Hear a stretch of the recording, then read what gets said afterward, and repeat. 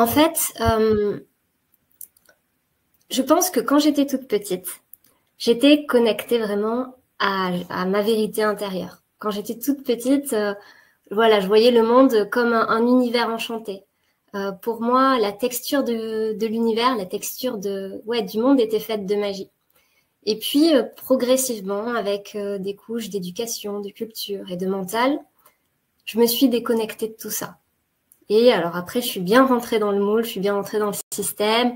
Voilà, j'ai fait les choses comme le voulaient, entre guillemets, d'une certaine manière, mes parents, mon éducation, la société. Je suis rentrée dans une grande école de commerce. J'ai commencé à faire carrière dans de grands groupes français. J'ai travaillé dans une entreprise qui le vaut bien, pour ne pas la nommer, dans un grand groupe de luxe. Et en fait, j'étais très malheureuse parce que j'étais complètement déconnectée entre guillemets, de ce que voulait mon âme. Et puis, j'ai eu la chance de tomber sur un outil qui a transformé ma vie. Et cet outil, c'est l'hypnose.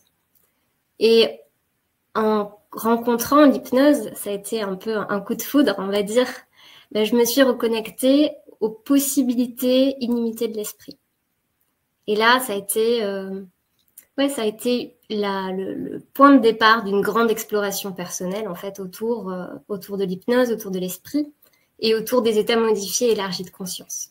Et ensuite, progressivement, eh bien, j'ai testé différentes voies d'accès au divin, différentes voies d'accès à moi-même, à travers différentes pratiques comme le tantra, comme les sorties hors du corps, comme les rêves lucides. Et puis finalement, parmi toutes ces voies d'exploration, celle qui m'a le plus fascinée, ça a été mes expériences psychédéliques et spirituelles. Et donc j'ai testé, j'ai fait en fait des cérémonies chamaniques avec des plantes et médecines psychédéliques, et ça a complètement transformé ma vie.